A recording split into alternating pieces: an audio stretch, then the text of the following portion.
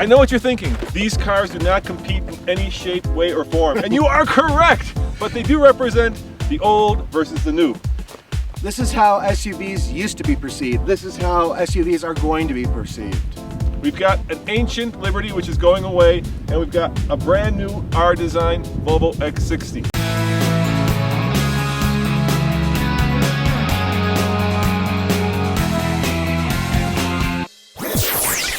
This is where we've been, and that is where we're going. Absolutely. They deliver their power differently, they're made for different folks, but at the same time, technically speaking, they represent a market where people want to load lots of stuff and take them places into totally different cars.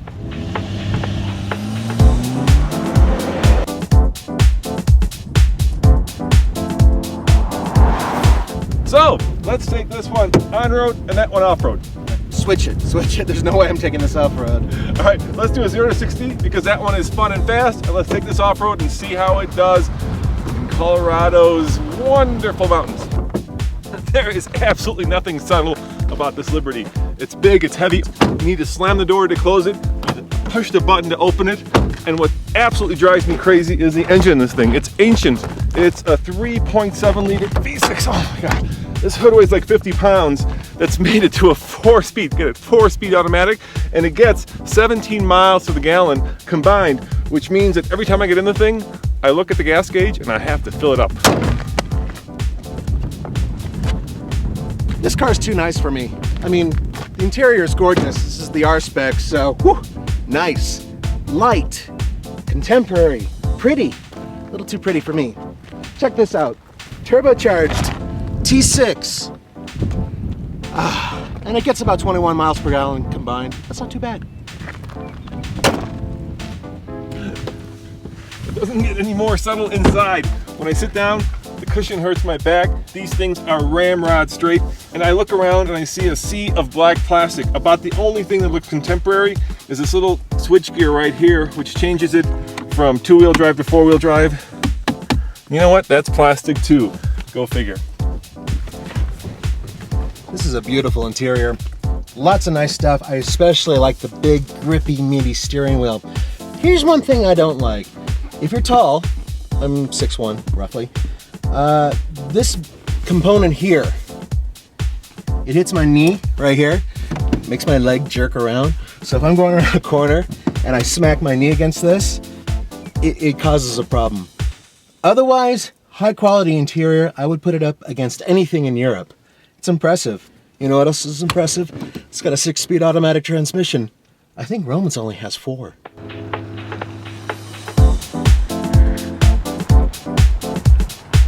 And yes, I do fit, but barely. There is not a lot of room back here. The floor is very high because obviously this one's trail rated, so you want to have some ground clearance.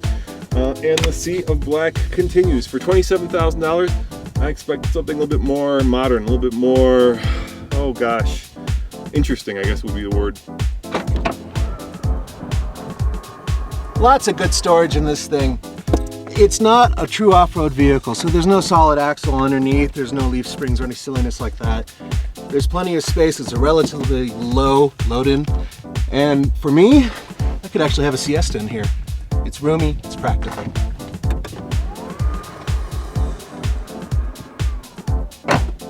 All right, Nathan, I don't know how many comments I've now answered that say, why are your times so slow? And the reason for that is? We're at high altitude, a mile above sea level, actually more than that, and because of that, it's very difficult for the vehicle to get air in order to create combustion, so it's something that slows it down. All right, ready to go? Yep. Okay, tap screen to start.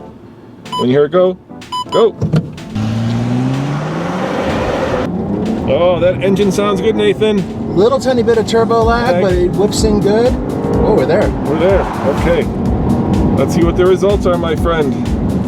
What do you think? 7.5? You are so close. Really? 7.3 seconds. That's pretty good. And this is the cool thing about a turbocharger at high altitude. So much better than some of those other cars we've driven. Okay, this is definitely not an off-road car. We're on dirt, but I'm not going to take it into anything stupid and nasty. That's what Roman's car's for.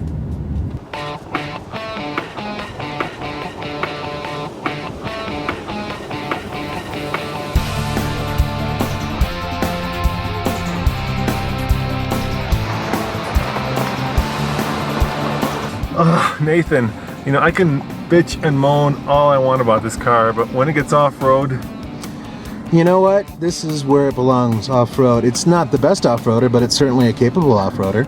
yeah, you know, it weighs over 5,000 pounds. The architecture and the engine are antique, and yet all that stuff melts away once you're on the dirt. It's just amazing at what happens, how this car transforms itself from a road car to a spectacular off-road car. You know, granted, out of all the Jeeps, this is not the best one.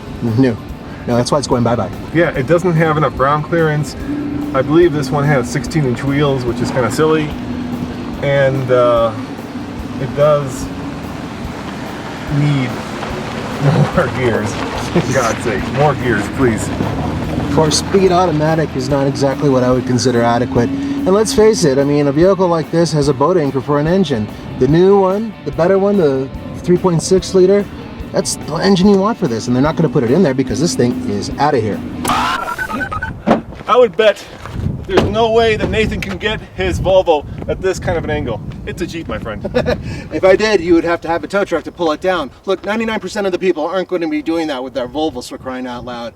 Mine is the future for regular crossovers. And this is the past for body on frame, crazy heavy, Old school. old school. As always, this is Roman. And Nathan, See you next time on the Fast Lane Car. Get us out of here, Nathan. you drive. All right, I'll drive.